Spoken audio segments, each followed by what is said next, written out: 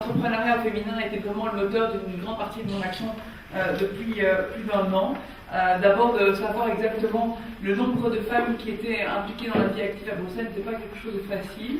Je peux vous dire qu'il y a 38% de femmes inactives à Bruxelles et c'est beaucoup trop élevé si on veut dynamiser l'action entrepreneuriale. C'est un visier énorme d'entrepreneurs et il ne faut pas négliger le capital humain que représentent aujourd'hui les femmes sur le marché de l'emploi. Et on voit qu'aujourd'hui, les femmes restent encore naturellement assez attachées à leur sphère familiale et ont un peu peur de se lancer dans l'engagement, dans l'entrepreneuriat. Et on sait qu'on a aujourd'hui toutes, et vous êtes témoins de ceci, une capacité à faire évoluer les rôles modèles de par l'action que vous menez, que ce soit dans le secteur associatif, que ce soit dans la vie active, que ce soit comme porteuse de projets.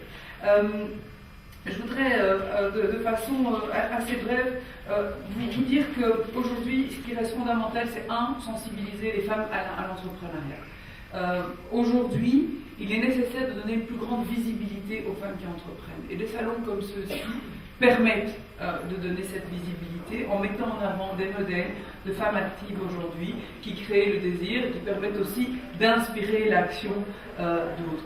Nous avons lancé à Bruxelles, et ça doit pouvoir vous intéresser, un réseau qui s'appelle Women in Business, qui est le réseau qui dépend de l'agence bruxelloise pour l'entreprise. Vous tapez Women in Business et qui vise à rassembler toutes les initiatives de femmes actives aujourd'hui à Bruxelles et qui permet aux unes et aux autres de se faire connaître en leur donnant la plus grande visibilité dans leur action entrepreneuriale. Deuxième chose, c'est l'accompagnement et la mise en réseau. Des salons comme ceux-ci doivent aussi vous permettre de vous rencontrer.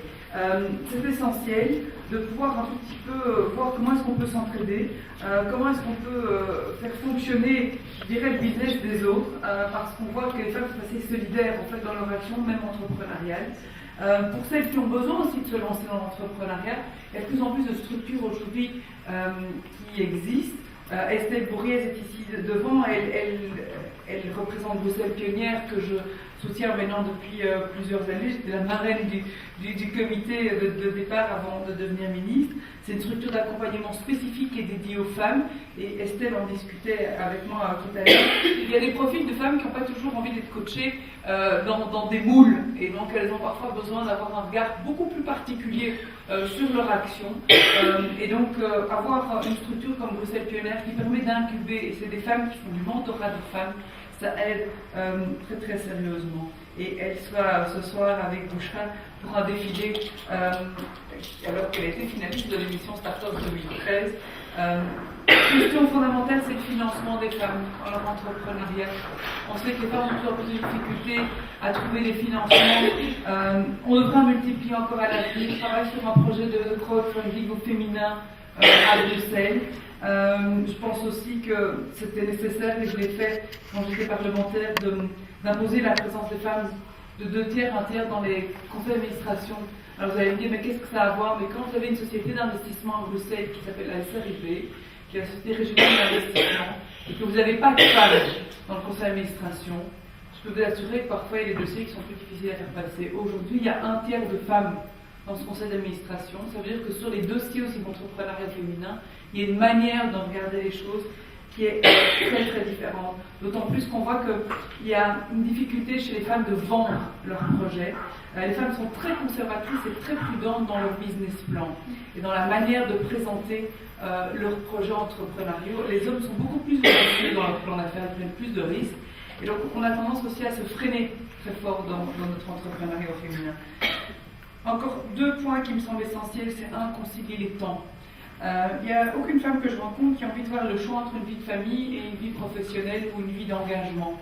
Et je pense que c'est bien normal parce que l'un équilibre l'autre, ça nous permet de garder la distance nécessaire aussi quand les choses sont plus difficiles de part et d'autre. Et si on veut continuer à encourager le développement de l'engagement des femmes de façon générale, il faut vraiment leur donner le meilleur environnement pour pouvoir se développer et concilier les temps.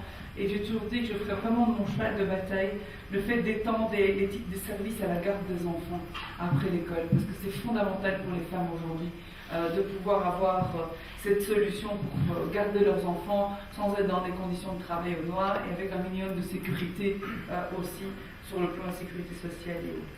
Dernière chose, c'est un petit peu un appel en vous disant vous qui êtes dans l'engagement, vous qui démarrez parfois certaines activités, n'ayez pas peur de regarder rapidement à l'international. J'ai eu l'occasion de faire 7 missions économiques en un an. Alors les missions économiques classiques, princières, royales et autres, sont très largement surreprésentées par les hommes. Les femmes ont des vraies difficultés à pouvoir se déplacer 7-8 jours à l'étranger.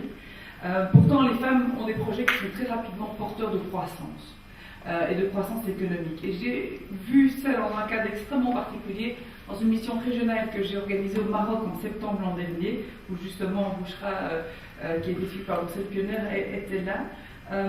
Je pense que très sincèrement, il y a des projets qui très très vite se prêtent à l'internationalisation, à la croissance. Et n'ayez pas peur de prendre des rendez-vous avec Bruxelles, Invest et Export.